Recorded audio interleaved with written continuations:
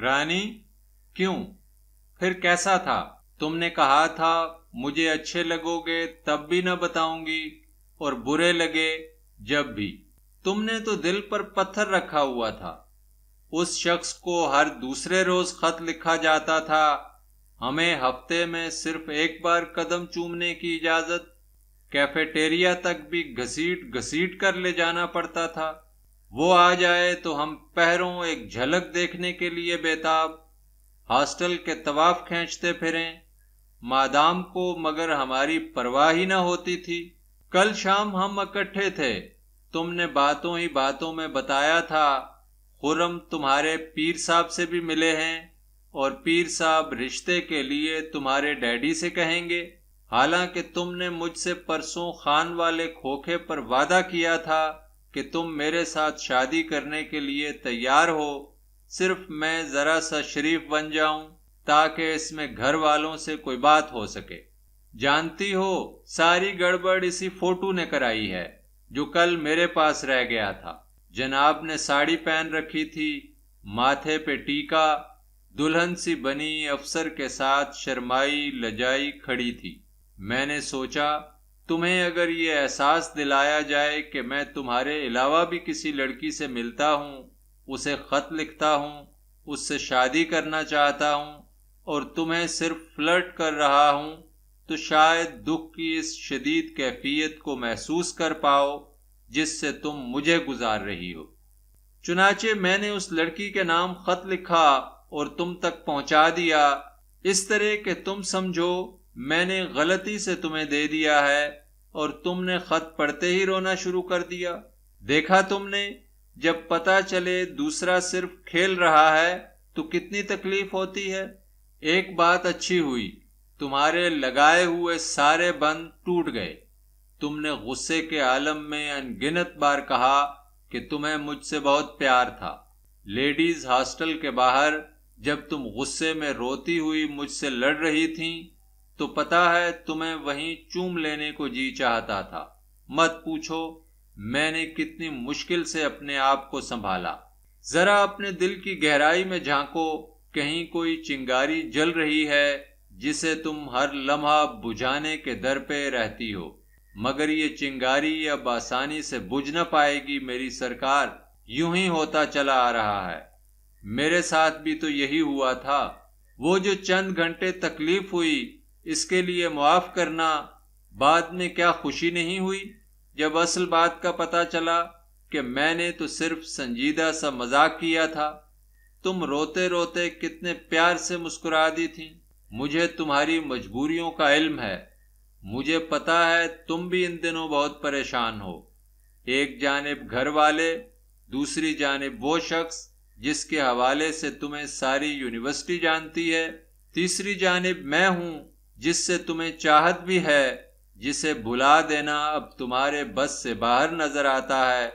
تم کنفیوز ہو کہ کیا کرو، کسے رکھو اور کسے چھوڑو۔ میں تم سے لڑتا رہتا ہوں، مگر اس کا یہ مطلب نہیں کہ میں تم پر اعتماد نہیں کرتا۔ مجھے یقین ہے تم میری بنو نہ بنو، میری دیوانگی کو کبھی بھلا نہ سکو گی۔ ایک تو میں بہت دیر بعد دوڑا اور دوسرے میرا مقابلہ نئے ماڈل کی خوبصورت کار سے ہے۔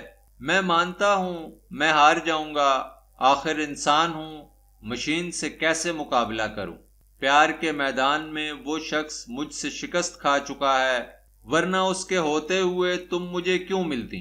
کل کیا ہوگا کون جانے۔ آؤ آج کی بات کریں۔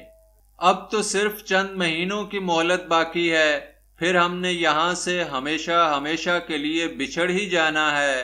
اس سے پہلے کہ زمانے کا سیلاب زندگی کے موجودہ لمحات کو بہا لے جائے، مجھے اپنے دل کی دھڑکنوں کے درمیان سکون سے سانس لینے دو، اتنا قریب کہ تمہارے جسم کی خوشبو میرے اندر اتر جائے، اتنا پیار کہ میری سسکتی خواہشات کو قرار آ جائے، اتنے سانس میرے اندر داخل کر دیجئے کہ میرے پھیپھڑے عمر بھر اس مہک سے آشنا رہیں۔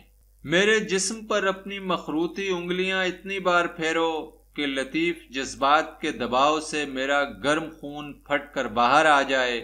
میں کچھ زیادہ تو نہیں مانگ رہا، تم ہی فیصلہ کرو، کیا یہ زیادہ ہے ان آہوں کے مقابلے میں جو میں نے تمہارے لیے بھری، ان اذیت ناک لمحات کے معاوضے میں جو میں نے تمہارے انتظار کی آگ میں جلائے، ان دنوں کے صلے میں جو میں نے تمہارے سائے کی تلاش میں بکھیر دیے، ان راتوں کے بدلے جو میں نے جاگ جاگ کر گزار دیں، یا پھر غم کی اس چتا کے مقابلے میں جہاں میں نے آئندہ بھی جلنا ہے اور جلتے ہی رہنا ہے۔ ہاں، تو اس دن جماعت اسلامی والوں کا لیکچر کیسا تھا؟ کہہ رہے تھے خدا غریبوں کو پسند کرتا ہے، انہیں اگلے جہان جنت دے گا، غربت تو صرف آزمائش ہے۔ بعد میں نے ان صاحب سے کہا تھا، ہم کب کہتے ہیں کہ خدا غریبوں کے ساتھ نہیں؟ اگر جنت کا کوئی وجود ہے تو یقیناً اس میں غریب ہی جائیں گے، لیکن ہم امیروں کی مانند حاسد نہیں، ہم انہیں بھی اپنے ساتھ جنت میں لے جانا چاہتے ہیں۔ یہی وجہ ہے کہ ہم انہیں دولت سے نجات دلا کر جنت کا حقدار بنانا چاہتے ہیں۔ آپ ان کی دولت بچا کر انہیں کیوں دوزخی کرنے پر بضد ہیں؟ ان لوگوں کا اصل مسئلہ جنت ہے نہ دوزخ۔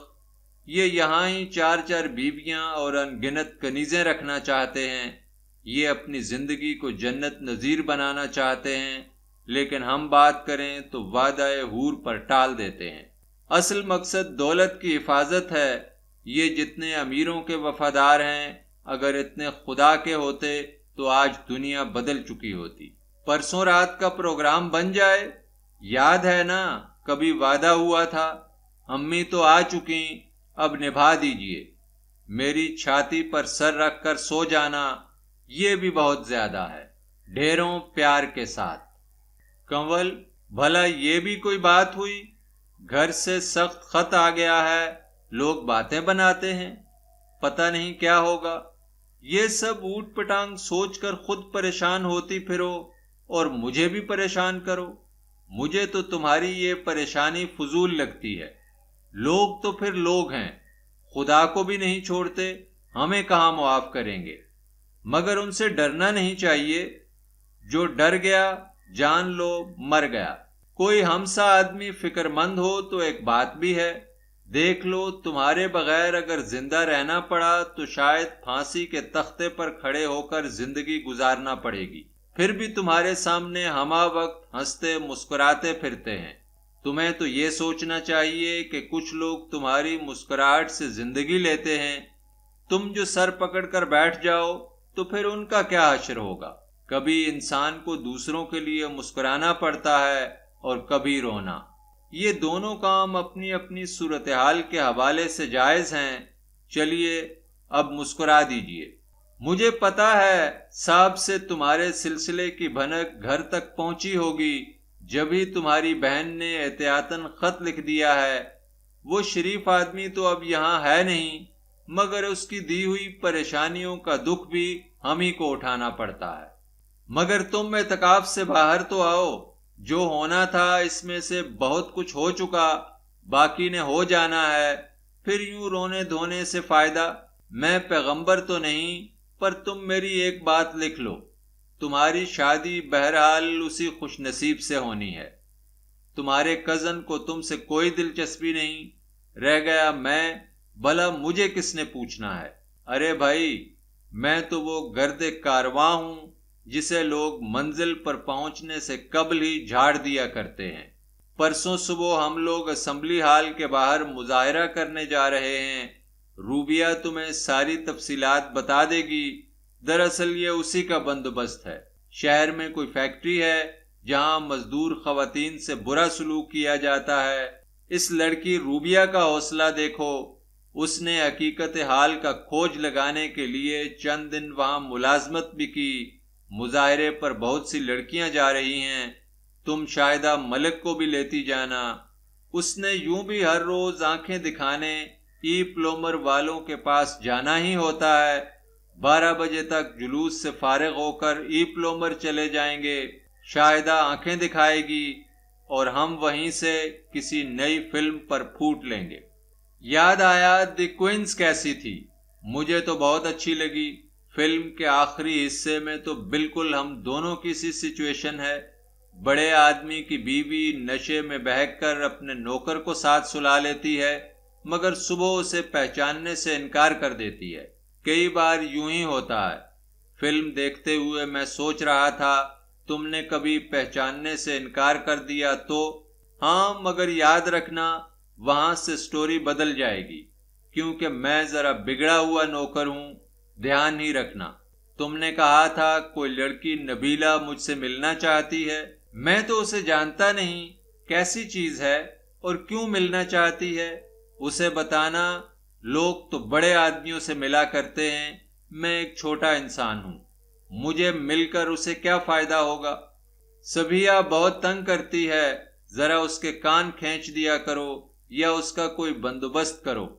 یہ لڑکیاں ورنہ اسی طرح لڑکیاں ہی رہتی ہیں، عورتیں نہیں بنتی۔